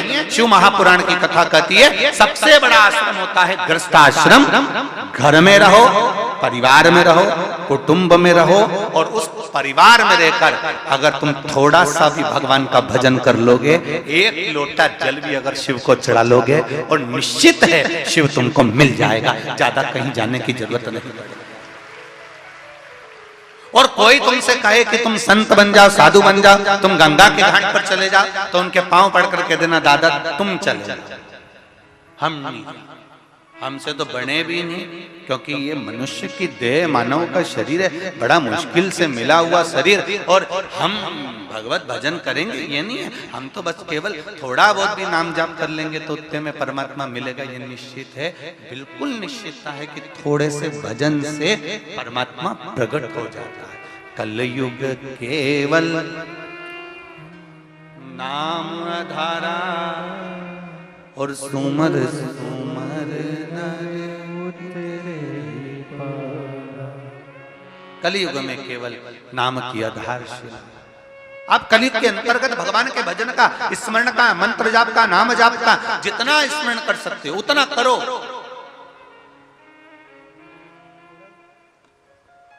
भजन करो जितना कर सकते।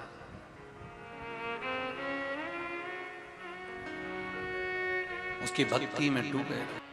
आपके चरणों में बैठकर भगवान शंकर की पावन कथा का रस तत्व ग्रहण कर रहे हैं। देवाधिदेव महादेव ऐसी कृपा करें, हमारे कार्य की सफलता हो और भक्ति का संचार। जिस कार्य के लिए हम शिव महापुराण की कथा श्रवण करने के लिए बाबा, हमारे हृदय की वह कामना पूर्ण। सब भाव से बोलिए एक साथ। मौका मिला है रायपुर वालों, छत्तीसगढ़ वालों को कि भगवान के पंडाल में बैठकर शिव महापुराण के सामने अपने दिल की बात देवाधिदेव महादेव से कहें। आपको पहले भी कहा, इस शिव महापुराण के अंतर्गत श्री शिवाय नमस्तुभ्यम मंत्र को जब बोला जाता है, सब अपने आनंद के साथ बाबा से निवेदन कर फिर अपने दिल की बात देवाधिदेव महादेव से अवश्य कहें। श्री शिवाय नमस्तुभ्यं, श्री शिवाय नमस्तुभ्यं, श्री शिवाय नमस्तुभ्यं, श्री शिवाय नमस्तुभ्यं, श्री शिवाय नमस्तुभ्यं। भोला सब दुख काटो हमारा, ओ भोला सब दुख काटो हमारा। शिव शंकर जपो तेरी माला, भोले बाबा जपो तेरी माला। भोला सब दुख काटो मारा, ओ भोला सब दुख काटो मारा। शिव कथा कर देवराज नाम का ब्राह्मण कुल में जन्म लेने के बाद ब्राह्मण कर्म श्रेष्ठ ना कर पाए।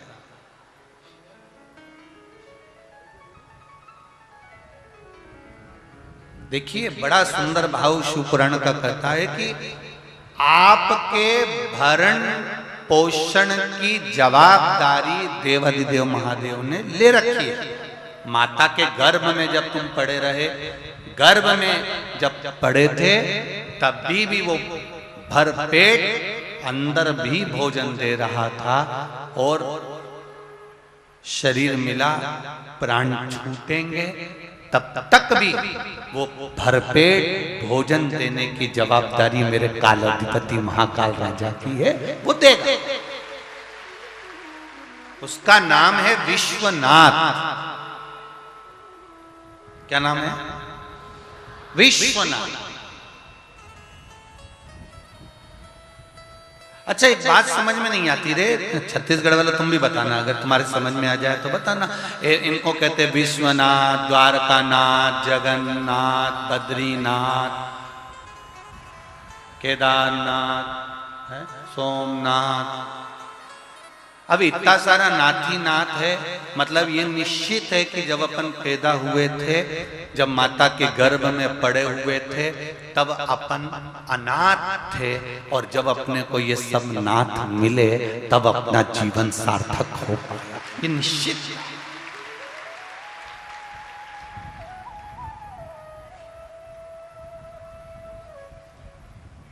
कोई कोई चला जाता है, कई लोग कहते हैं साहब देखो कोरोना में वो उनका वो बेटा चले गया, उसके छोटे छोटे बच्चे बेचारे अनाथ हो गए। तुम कैसे कह देते हो अनाथ हो गए? कोई मरा और तुमने जाकर कह दिया बताओ भाई उसके बच्चे अनाथ हो गए। अरे तुम्हें कहने से पहले विचार करना चाहिए कि हम उस परमात्मा को शब्द कह रहे हैं। किसी के जाने से कोई अनाथ नहीं होता।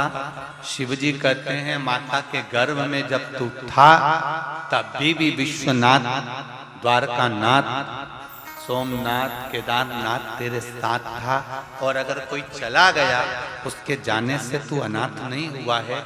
जब तक तू पृथ्वी पर है तब तक तेरे मस्तक पर विश्वनाथ है, तो फिर चिंता ही क्या? हम क्यों कहें कि वो अनाथ हो गया? हम क्यों कहें कि वो अनाथ है? उसका कोई नहीं, बेचारा अकेला, ऐसा हो गया वैसा हो गया। नहीं नहीं, वो अनाथ है ही नहीं। उसके साथ विश्वनाथ, उसके साथ द्वारकानाथ। और ये छत्तीसगढ़ की भूमि कह रही है, प्रमाण दे रही है छत्तीसगढ़ की भूमि। जिसका कोई नहीं उसका तो शंभू है यार, क्यों चिंता? ये छत्तीसगढ़ की भूमि है।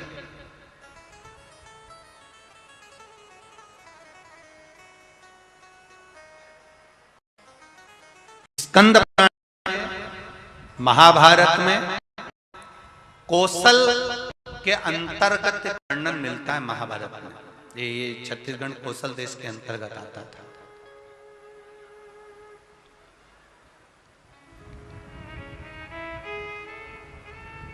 महाभारत में कौशल के अंतर्गत एक वर्णन मिलता है कि, और स्कंद पुराण में भी आता है कि भगवान शिव के जो वन है, जैसे उज्जैन का महाकाल वन, काशी में जम के बोलो नंदन वन, ऐसे शिव जी के जो वन बताए हैं उन वनों में एक वन है जिसका नाम है चंपा वन। क्या नाम है? चंपा वन, जिसका नाम बाद में चंपाझर हुआ, और चंपाझर के बाद में उसका नाम चंपारण हुआ। ये बाद में नाम पड़ा है चंपारण। महादेव के जो 9 वनों का वर्णन किया जाता है, महादेव के जो वनों का वर्णन किया जाता है, उस महादेव के वन में छत्तीसगढ़ की पावन धरा पर रायपुर के पास में एक वन शिवजी का विद्यमान है जिसका नाम है चंपा वन, जिसको लोग चंपारण भी कहते हैं। ये शिवजी का। और जितने श्रोता शिव महापुराण की कथा को सुनने के लिए ये रायपुर की धरा पर श्री हनुमान जी महाराज के इस पावन प्रांगण में बैठे हुए हैं, इस कथा को थोड़ा ध्यान लगाकर सुनना। जितने लोग आस्था चैनल पर सुन रहे हैं, जितने फेसबुक यूट्यूब पर सुन रहे हैं, भगवान शंकर के जितने वन और महाभारत के कौशल के भाग में जो वर्णन किया गया वनों का, उन वनों में शिवजी के वनों में जैसे काशी को नंदन वन कहा गया है, उज्जैन को महाकाल वन कहा गया है, ऐसा एक वन शिवजी का चंपावन रायपुर के नजदीक राजिम के पास चंपा। अब कितनी महत्वता होगी उस चंपा वन की, जरा विचार करिए। काशी में नंदन वन है, इसलिए वहां पर शिवलिंग विराजमान है, उसको कोई ने बनाया नहीं, उसको किसी ने रखा नहीं, स्वयंभू है। महाकाल में महाकाल वन है, शंकर भगवान स्वयंभू हैं। उसी तरह रायपुर के नजदीक में चंपा वन है, उस चंपा वन में चंपेश्वर महादेव स्वयंभू है, उसको किसी ने बनाया नहीं है, स्वयं। इसलिए सब ध्यान लगाकर सुनना, ध्यान से। सबले बढ़िया, जरा जम के तो बोलो, सबले बढ़िया छत्तीसगढ़िया। इसलिए छत्तीसगढ़ वालों के धान के कटोरे में एक वन, जो इतना सुंदर वन है, जिस वन में जीव जंतु जानवर पशु पक्षी जो रहता था वो एक दूसरे को कष्ट नहीं देता था, एक दूसरे को कष्ट नहीं देता। आज भी छत्तीसगढ़ का एक आनंद है।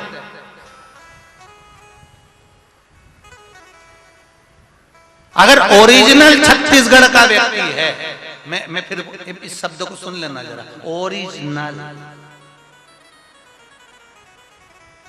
जो बाहर से आकर छत्तीसगढ़ में बस गया, हम उसकी गारंटी नहीं ले रहे,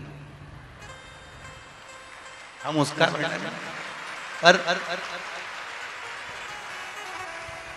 जो ओरिजिनल छत्तीसगढ़िया है, ओरिजिनल, ये निश्चित है वो कभी किसी को दुख नहीं दे सकता, ये निश्चित था, अगर ओरिजिनल है तो।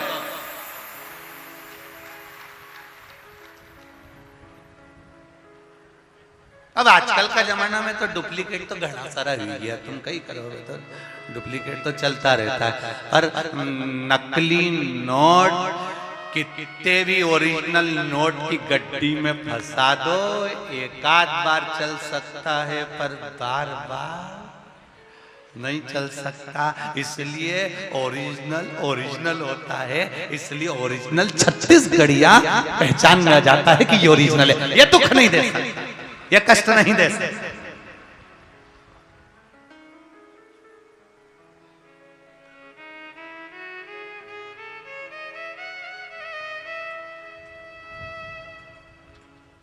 वो निश्चितता उसके अंतर्गत। शिव जी का एक वन, शंकर भगवान का एक वन, जिसका नाम है चंपावन।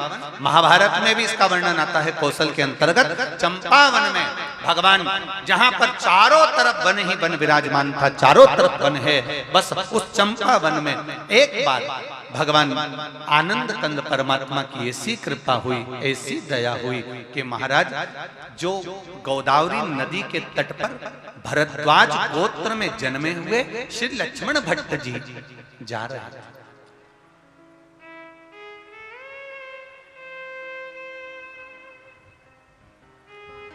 जिनकी धर्म पत्नी का नाम था इल्मगारू।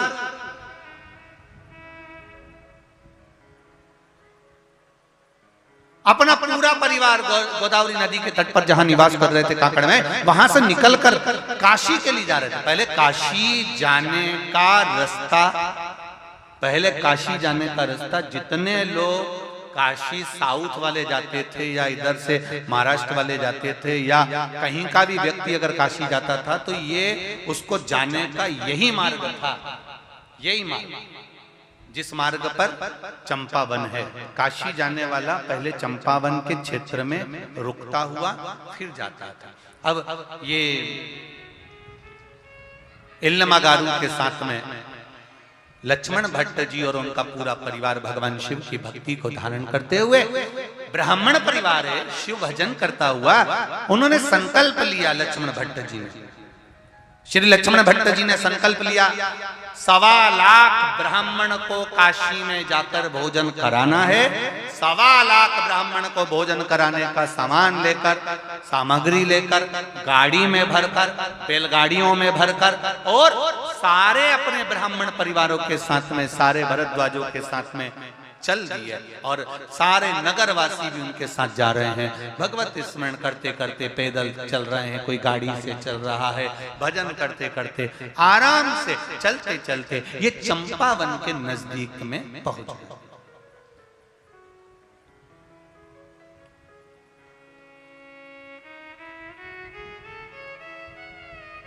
और चंपावन के नजदीक में पहुंचे। इतनी देर में चंपावन के नजदीक पहुंचते पहुंचते लक्ष्मण भट्ट जी को शाम पड़ गई, और शाम होते होते सब आगे निकल गए, और सब आगे निकले, और इल्लमागारू और लक्ष्मण भट्ट जी ये दोनों थोड़ी देर रुक गए। इल्लमागारू ने कहा, धर्मपत्नी बोली, स्वामी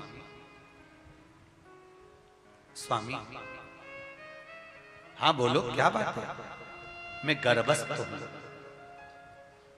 और मुझे ऐसा लग रहा है कि मुझे अब प्रसव पीड़ा हो गई है, और इस प्रसव पीड़ा के कारणवश मैं तकलीफ पा सकती हूं। लक्ष्मण भट्ट जी ने कहा, इल्लमा शिव जी का नाम लो और चलो आगे। इल्लमा कहती है कि मैं अब आगे नहीं बढ़ सकती, कोई छांव ऐसी दिखे जहां मैं बैठ जाऊं। इल्लमा इतना घना वन है, इतना घना वन है, इस वन में पशु पक्षी तक नहीं है। इतना घना वन है कि तुम मेरे को देखने के लिए भी, तुम अगर मैं एक वृक्ष के पीछे चला जाऊं तो नजर नहीं आऊंगा। इतना घना वन है इल्लमा। लक्ष्मण भट्ट जी कह रहे हैं, इल्लमा फिर कह रहा हूं तुमको, अपन आगे चलते हैं, आगे कोई गांव आ जाएगा, नगर आ जाएगा, अपन वहां रुक जाएंगे। इल्लमा कहती है, स्वामी मैं अब एक कदम भी नहीं चलती। और इल्लमागारू ने उसी समय पर देखा कि एक शमी का पेड़ था, और शमी के वृक्ष के नीचे इल्लमागारू बैठ गई। अब जरा ध्यान देना, आपको पहले कथा में कहा है, एक शमी का पौधा, बेलपत्री का पौधा, आंवले का पौधा, पीपल का पौधा, बट का पौधा, ये सारे जो पौधों का वर्णन हमने पहले की कथाओं में करा है, उसको जरा ध्यान से सुनना, जरा ध्यान देकर उसका स्मरण करना।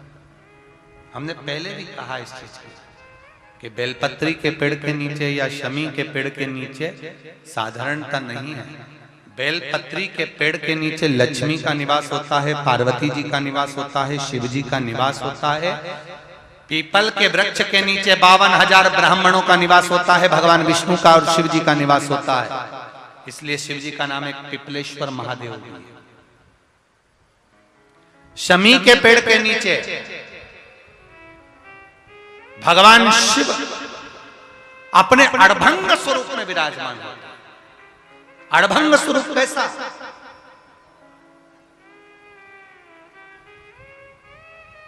हम क्यों कहते हैं कि आप लोगों को भी पहले कहा, शमी का जो पत्ता होता है, देखा है शमी का जो पत्ता होता है, हम पहले भी कथा में कहा है, जो व्यक्ति मदिरा में डूबा रहता है, नशे में डूबा रहता है, जो व्यक्ति बहुत ज्यादा मात्रा में ये तंबाकू, गुटखा या पाउच आदि खाता रहता है और उसका गुटखा पाउच छूटने को ही तैयार नहीं होता, वो बेचारा प्रयास करता है, ऐसा नहीं कि नहीं करता।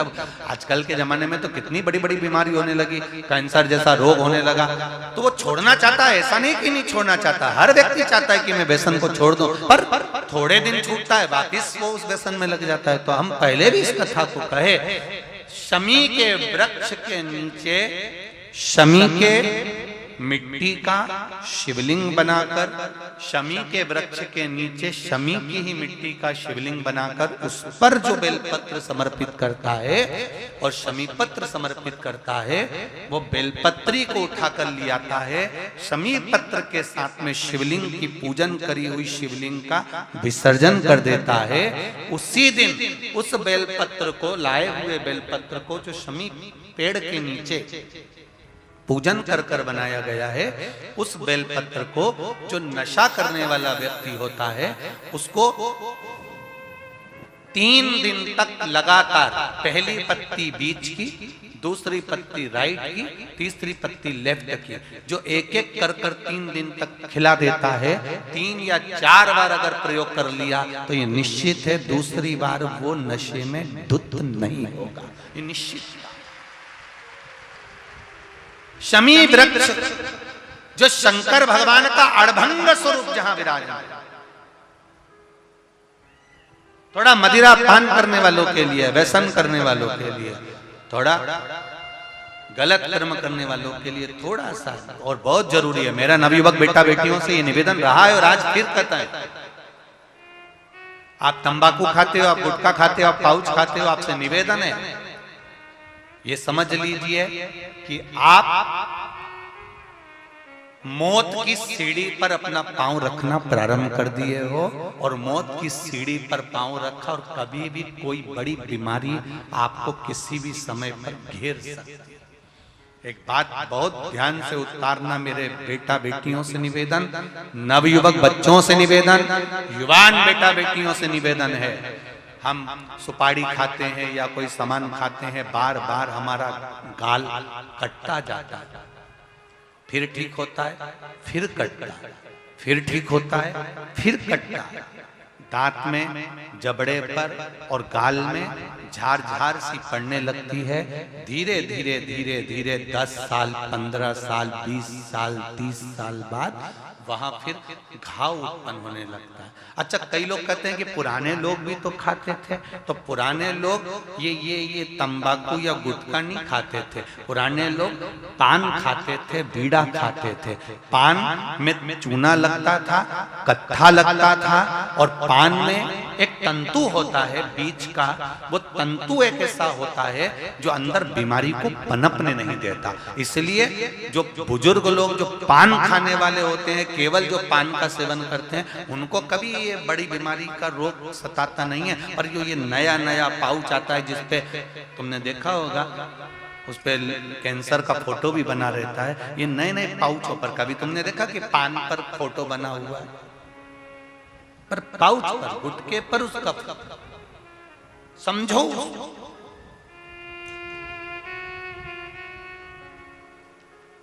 तो कौन से वृक्ष के नीचे पूजन करना है? जम के बोलिए जरा, जम के बोलो जरा। शमी वृक्ष के नीचे। रायपुर वालों को जो कथा मिली है, बड़े ध्यान से सुनना ये कथा, बड़े आनंद के साथ मिली। और जितने लोग आस्था चैनल पर जो सुन रहे हैं, जितने फेसबुक यूट्यूब पर सुन रहे हैं, और यहाँ लाखों की संख्या में लोग बैठे होंगे। कई कई लोग तो अपनी अपनी टीन के ऊपर, छत के ऊपर चढ़ चढ़ के बैठे हैं, कोई ट्रैक्टर पर, कोई गाड़ियों पर, कोई खंभों पर चढ़ चढ़ के बैठे हुए। ध्यान से, बड़े प्रेम से सुनो इस कथा को, बड़े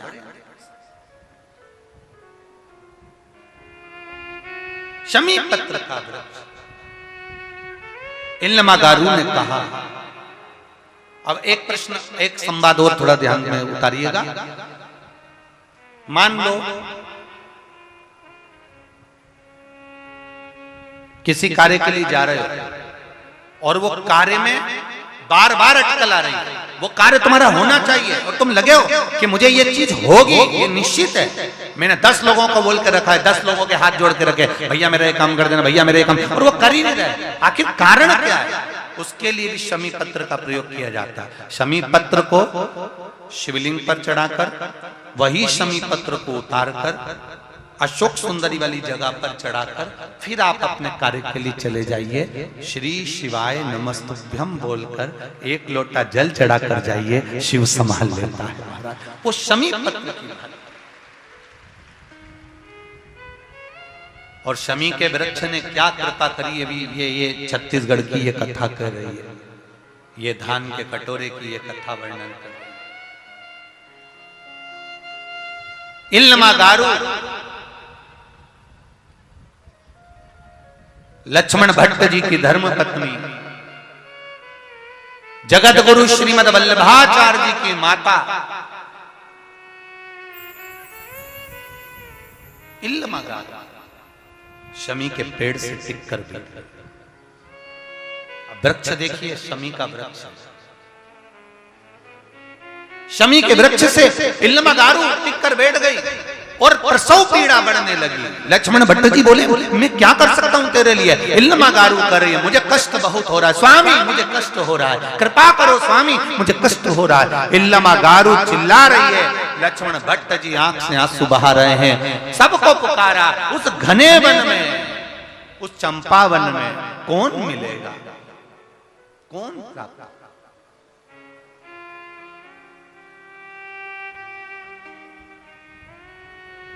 प्रसव पीड़ा बढ़ती चली गई। शाम सारे के सारे जितने लोग साथ में काशी जा रहे थे सब आगे के नगर में पहुंच गए। आगे के नगर में पहुंचे और इल्लमागारू और लक्ष्मण भट्ट जी वहीं शमी के पेड़ के नीचे रुके। चारों तरफ वन ही वन है और इल्लमागारू के नेत्रों में जल।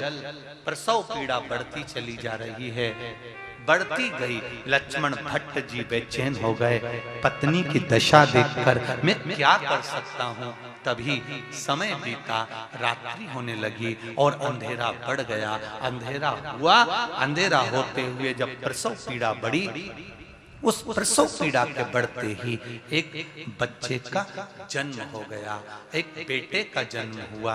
तो लक्ष्मण भट्ट जी कहते हैं कि अभी तो आपको 9वां महीना होने में समय था इल्लमागारू।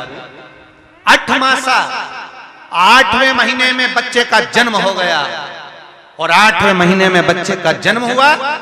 जब लक्ष्मण भट्ट जी के हाथ में बच्चा दिया है इल्लमागारू ने, जब पुत्र दिया है, तो लक्ष्मण भट्ट जी कहते हैं इल्लमा इसमें तो प्राण नहीं है, इसकी श्वास नहीं चल रही है, इसकी धड़कन कार्य नहीं कर रही है, ये मर चुका है।